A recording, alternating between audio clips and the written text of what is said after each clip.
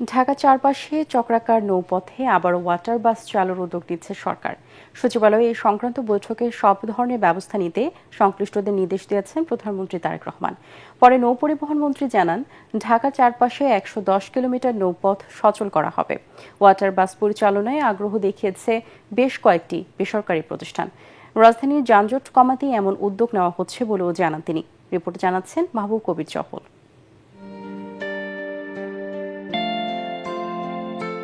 একটি শহরের চারপাশে নদী থাকলে আশীর্বাদ হিসেবে ধরা হয়, কিন্তু ঢাকা শহরের চারপাশের নদী অভিশাপে পরিণত হয়েছে দূষণ আর দখলে। সরকার বদল হলেই শুরু হয় এসব নদীর সম্ভাবনার কথা। কিছুদিন পর তা মিলিয়ে যায়। ২০০৪ সাল থেকে এখন পর্যন্ত বৃত্তাকার এসব নৌপথে ৪ বার ওয়াটার বাস চালু করা হয়, কিন্তু সেগুলো এখন ভাঙ্গারি হিসেবে বিক্রির অপেক্ষায়। গচ্চা গেছে শত কোটি টাকার বেশি। বিএনপি সরকার আবারও নতুন করে বৃত্তাকার নৌপথ চালুর উদ্যোগ নিয়েছে। সদরঘাট, গাবতলী থেকে শুরু করে আশুলিয়া, টঙ্গী, নারায়ণগঞ্জকে নৌ রুটের আওতায় আনার পরিকল্পনা নেওয়া হয়েছে। ওয়াটার বাস বলেন, সেটা অবাধে জনগণের প্রত্যাশা বা ধরেন একটা মনোরম পরিবেশে সে আশুলিয়া থেকে চিন্তা করলেন যে সে সদরঘাটে আসবেন, সে চলে আসলো এই পথে। এই রুটটা মোটামুটি বেশ বান্ধব মনে হয়েছে।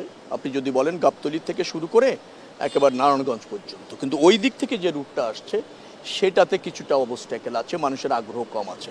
আগে করেছিলেন বিআইডব্লিউটিসি, তো সেটা বন্ধ হয়ে যায়।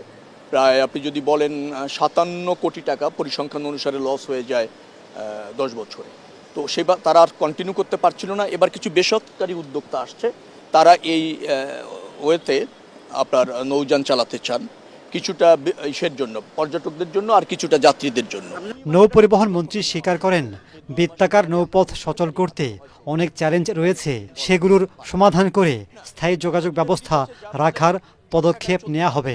আমরা চাচ্ছি দ্রুততম সময়ের মধ্যে করার জন্য, কিন্তু যে চ্যালেঞ্জগুলি আছে সব মিলে ৪২৪টি জায়গায় এই সরাসরিভাবে ওয়েস্টেজ দিয়ে যাওয়া হচ্ছে নদীতে, সেইটা বন্ধ করা কিভাবে যায় সেটা নিয়ে আজকে আলোচনা হয়েছে। ঢাকার চারপাশে নৌপথ চালু হলে রাজধানীর সড়কের উপর চাপ কমবে বলে মনে করছেন প্রশাসকরা। মাননীয় প্রধানমন্ত্রী উনি নিজে ইচ্ছা পোষণ করছেন এবং ঢাকা শহরে যেভাবে সড়কে পরিবহনগুলো চলছে, জনগণের দৈনন্দিন জীবন আরও সহজ করার জন্য নৌপথকে একইভাবে উনি ব্যবহার করার জন্য উনি ইতিমধ্যে নির্দেশনা দিয়েছেন। মাহবুব কবির চপল, এটিএন বাংলা, ঢাকা।